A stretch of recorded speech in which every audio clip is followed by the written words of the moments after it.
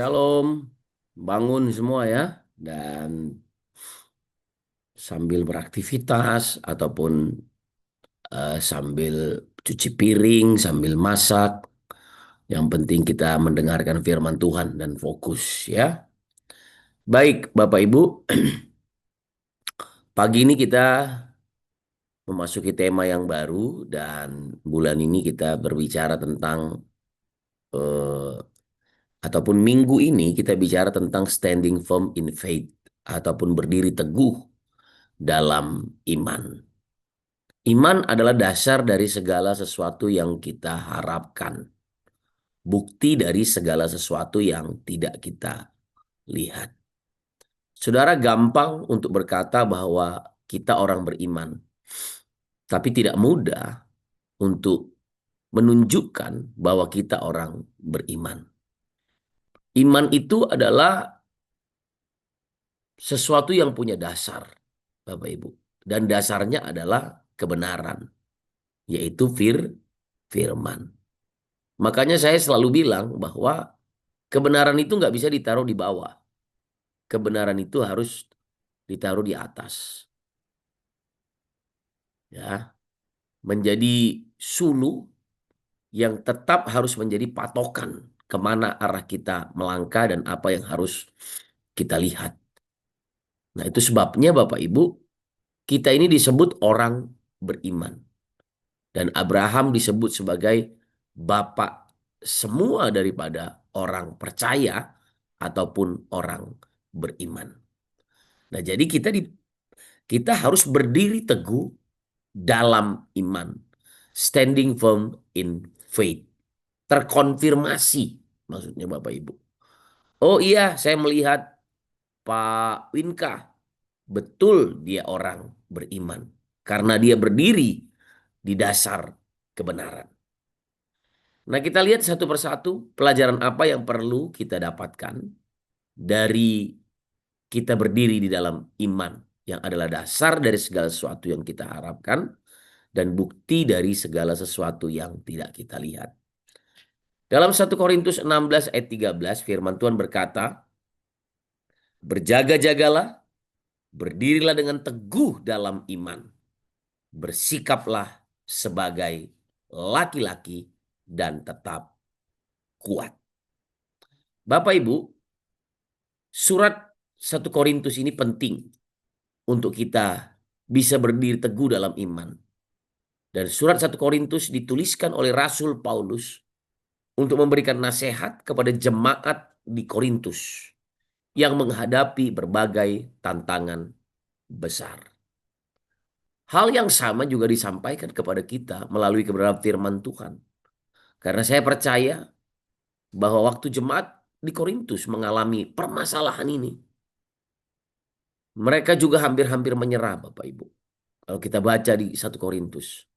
Dan kita harus tetap percaya bahwa masa-masa sekarang firman Allah itu tetap terkonfirmasi. Dan firman Allah itu dapat dipercaya. Dan melalui surat 1 Korintus ini, kita diajar di masa-masa yang sukar ini, Bapak Ibu. Ya, Bapak Ibu, kita melihat dari tahun ke tahun, KGP, KGC, nggak ada tahun yang lebih mudah. Cuma bagaimana kita menghadapi tahun-tahun yang sulit ini, inilah yang harus menjadi keputusan kita.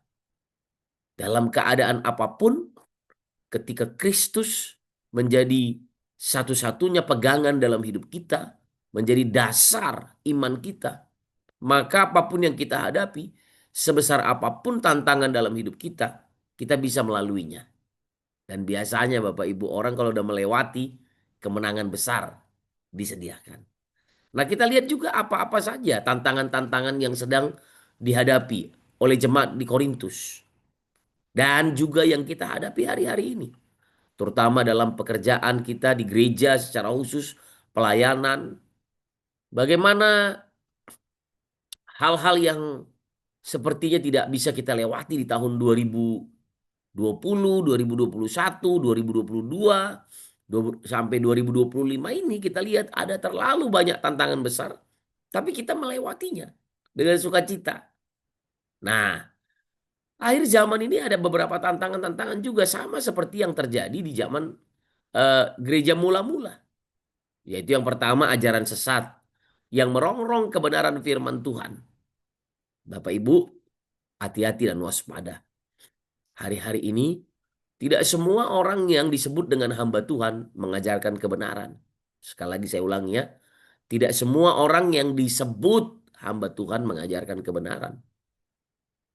Makanya saya menasehati selalu kepada orang-orang yang saya ketemu. Pilih, Anda harus tahu siapa orang yang menjadi pemimpinmu. Jangan asal-asalan. Tanya sama Tuhan, berdoa sama Tuhan. Karena pengajaran-pengajaran sekarang sangat-sangat mengerikan. Jalan disangka orang lurus, tapi ujungnya menuju maut. Ya, ajaran-ajaran di mana-mana sekarang. Apologet-apologet bermunculan, tapi nggak punya dasar ada. Mohon maaf, yang cuma sekedar cari uang ada.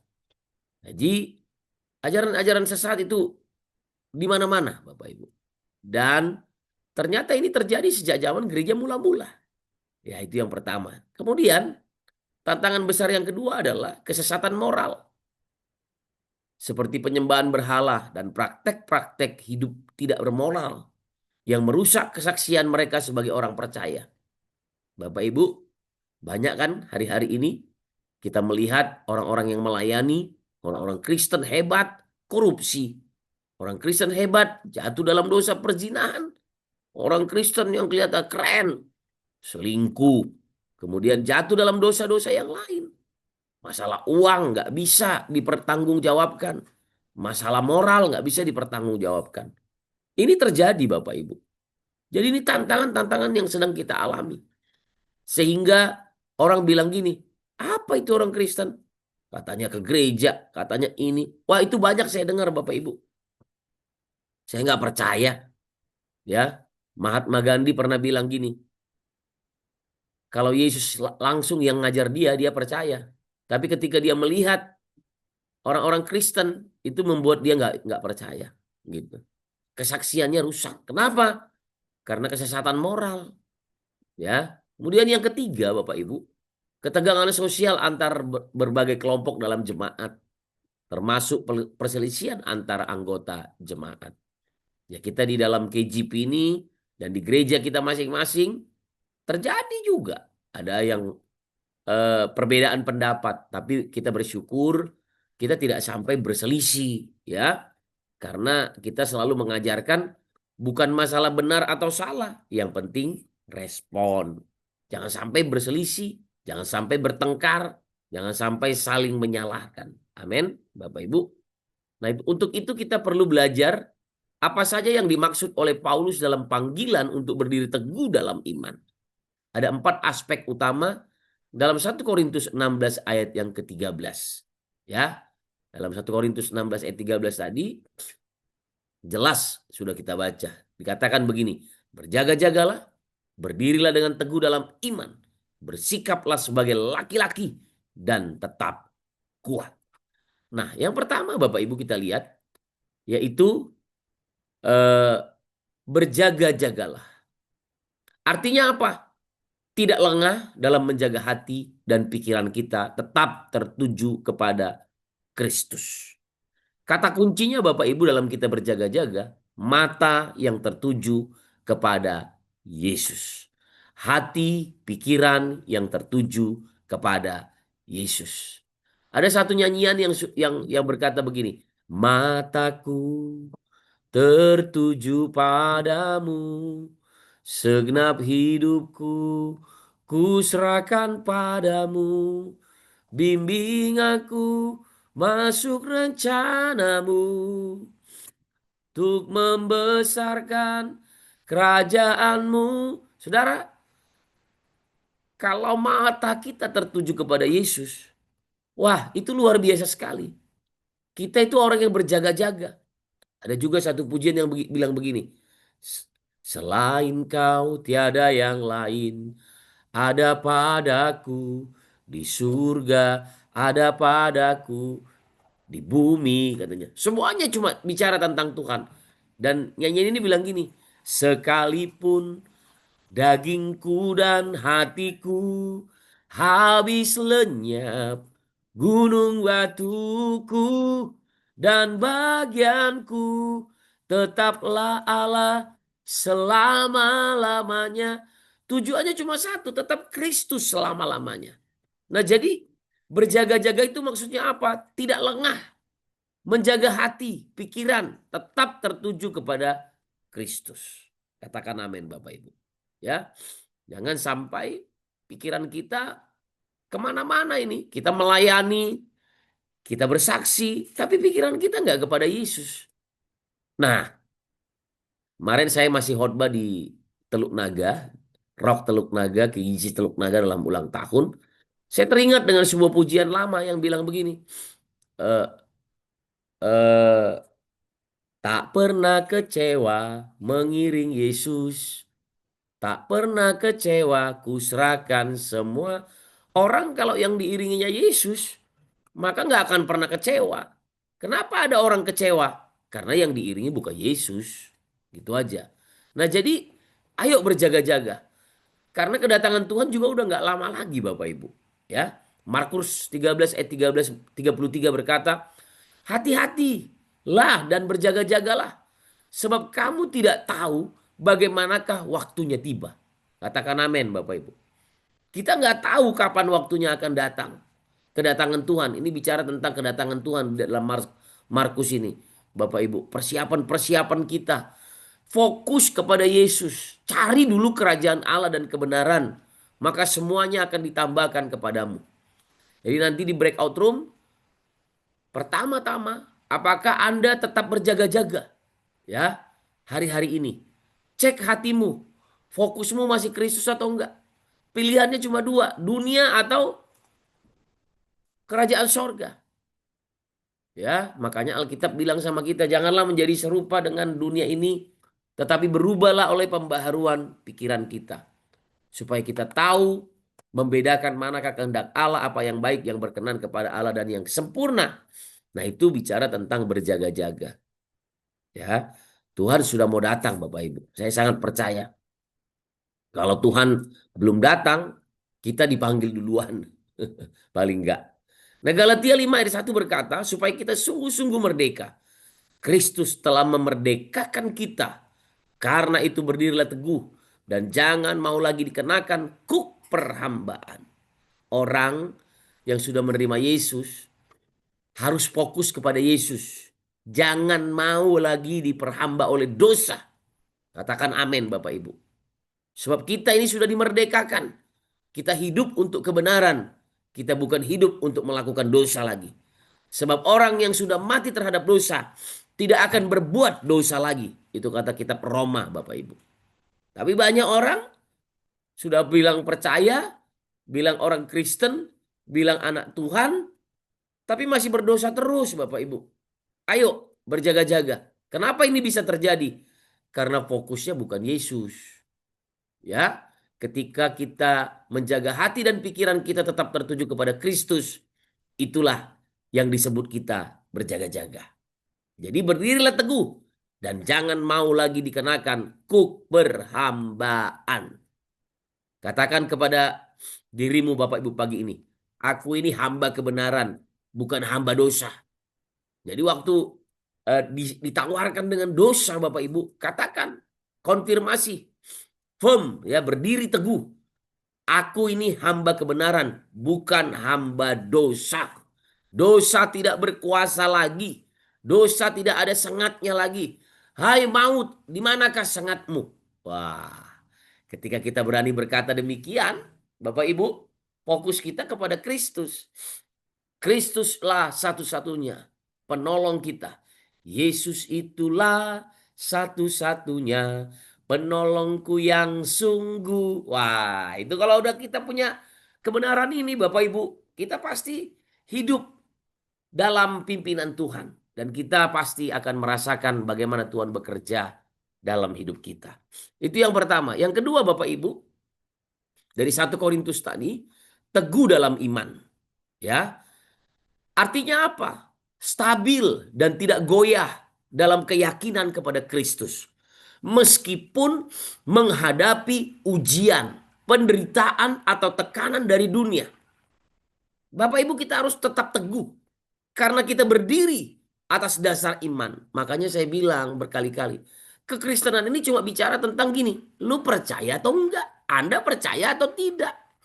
Ketika Anda percaya, Anda akan teguh dalam iman. Anda akan melakukan kebenaran. Saudara akan hidup dalam firman. Tapi ketika nggak percaya, ya nggak bisa. Urusannya kan cuma percaya atau tidak. Banyak orang bilang percaya, tapi mereka sebetulnya di pikiran dan hatinya nggak percaya. Nah, itu sebabnya orang yang teguh dalam iman stabil. Karena apa? Karena keyakinan kepada Kristus. Meskipun dunia ini tidak baik-baik saja, kata kata dunia. Tapi kata kebenaran firman Tuhan, dunia ini ketika kita orang percaya ada, maka di sana akan ada kebaikan Tuhan. Katakan amin. Ya, ada ujian ya, ada penderitaan ya, atau ada tekanan ya, Bapak Ibu. Tapi kita akan tetap berdiri teguh berdasarkan iman. Kalau kita baca di Ibrani pasal 11 Bapak Ibu tentang pahlawan-pahlawan iman, wah, nggak ada dasar untuk berharap, kata Abraham. Tapi dia tetap berharap. Tapi dia tetap percaya. Tidak ada dasarnya. Kalau dilihat dengan kacamata dunia, nggak ada dasar. Tapi ketika melihat kepada apa yang Tuhan lakukan untuk hidup kita, kepada firman Allah, maka kita punya dasar. Katakan amin. Nah itu sebabnya 1 Korintus 15 ayat 58 juga berkata, karena itu saudara-saudaraku yang kekasih, berdirilah teguh, jangan goyah. Dan ini yang saya suka. Dan giatlah selalu dalam pekerjaan Tuhan. Saudara, saya sudah menyaksikan orang-orang yang mundur dari pekerjaan Tuhan, dari pelayanan, hidupnya justru jadi semakin berantakan. Mereka bilang, ah nggak benar ini pelayanan. Orang-orang yang melayani begini, begini, begini. Tapi ketika mereka mundur, malah makin hancur hidupnya. Karena ini pekerjaan Tuhan Bapak Ibu. Urusan orang, dia mau benar atau enggak itu urusannya dengan Tuhan. Tapi kita punya urusan satu aja. Giatlah dalam pekerjaan Tuhan. Sebab kamu tahu kata firman Tuhan. Bahwa dalam persekutuan dengan Tuhan. Jerih payahmu tidak sia-sia. Orang yang melayani Tuhan dapat upah Bapak Ibu. Ya, semua pekerjaan itu dapat upah. Dan dalam pekerjaan di rumah Tuhan. Pekerjaan-pekerjaan yang kita lakukan untuk melayani Tuhan. Ada upahnya. Jadi nggak usah khawatir dan nggak usah takut. Berdirilah teguh dalam iman. Itu yang kedua. Yang ketiga Bapak Ibu. Bersikaplah sebagai laki-laki. Bukan hanya tentang gender. Tetapi tentang menunjukkan keberanian, ketegasan, dan kedewasaan rohani dalam menghadapi tantangan hidup. Bersikaplah sebagai laki-laki. Kan gak enak kalau dibilang gini. Kayak banci aja kamu. Gak ada. Gak suka kita Bapak Ibu. Nah ini bukan bicara tentang jenis kelamin. Paulus mengingatkan ini kepada jemaat di Korintus. Bicara tentang bagaimana kita menunjukkan keberanian dalam melayani Tuhan. Ketegasan dalam mengambil keputusan. Kedewasaan rohani. Kemarin di KJC Jakarta saya khotbah. Orang dewasa itu nggak tergesa-gesa Bapak Ibu. Orang dewasa itu hidupnya bisa mempertimbangkan. Hikmat. Orang berhikmat. Dewasa itu kalau dalam bahasa Inggrisnya itu mature. Mature itu berarti apa? Keserupaan.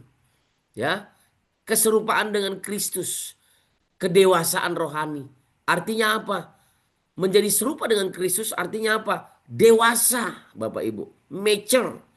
Semakin hari semakin merendahkan hati. Semakin hari semakin melayani. Semakin hari semakin menunjukkan keberanian untuk melakukan kebenaran. Itu dia dewasa. Dan dewasa itu nggak tergesa-gesa. Anak-anak maunya semua instan. Tapi orang dewasa nggak mau yang instan. Karena orang dewasa tahu butuh proses dalam kehidupan. Orang dewasa ngerti, oh ini sedang di posisi ini. Saya tahu tujuannya nanti sampai di mana. Anak-anak nggak ngerti itu Bapak Ibu. Makanya gereja harus dewasa. Paling capek kalau melayani anak-anak Bapak Ibu. Ya tapi kita tentunya kedatangan jiwa-jiwa baru. Mereka kanak-kanak nggak apa-apa. Kita didik, kita bina, diajar. Dimuridkan supaya apa? Bersikap sebagai laki-laki, dewasa rohani dalam menghadapi kehidupan ini. Yosua 1:9 berkata, bukankah telah kuperintahkan kepadamu, kuatkan dan teguhkanlah hatimu. Janganlah kecut dan tawar hati. Sebab Tuhan Allahmu menyertai engkau kemanapun engkau pergi. Katakan amin Bapak Ibu. Jadi waktu bangsa Israel keluar dari Mesir menuju tanah Kanaan dan mendekati mereka hampir sampai ke tanah perjanjian, tanah yang penuh dengan susu dan madu, Yosua dipanggil untuk membawa mereka bangsa Israel masuk ke tanah Kanaan. Nah, hidup kita juga demikian Bapak Ibu. Kita harus mengambil keputusan.